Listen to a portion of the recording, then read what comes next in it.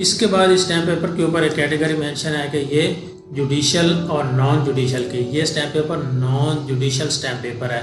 इसकी थोड़ी सी मैं तफसीलात आपको प्रोवाइड कर देता हूँ। इस स्टैम्प पेपर की दो अक़साम होती हैं, एक जुडिशल स्टैम्प पेपर और दूसरा non judicial stamp paper. Judicial stamp paper सिर्फ और सिर्फ कोर्ट फीस की अदायगी के लिए इस्तेमाल होता है, यानी कि अदालत के अंदर जितने भी दावाजात या केसेस हम दायर करते हैं तो मुख्तलिफ केसेस की मुख्तलिफ फ़ीस होती है, तो उस फीस की अदायगी के लिए हम जुडिशल स्टैम्प पेपर यूज़ करते हैं।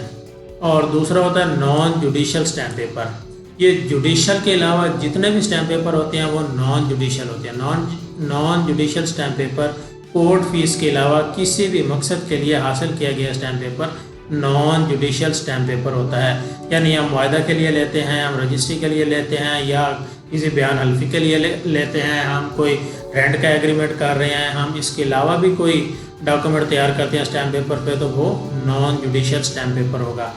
इसके नीचे एक नोट लिखा हुआ है कि लफ्ज़ नॉन जुडिशल से मुराद गैर अदालती या गैर कानूनी नहीं है। ये सिर्फ दो कैटेगरीज हैं कि अगर आप कोर्ट फीस के लिए यूज़ करेंगे तो जुडिशल स्टैम्प पेपर होगा, और कोर्ट फीस के अलावा होगा तो उसको हम नॉन जुडिशल कैटेगरी के अंदर शो करेंगे।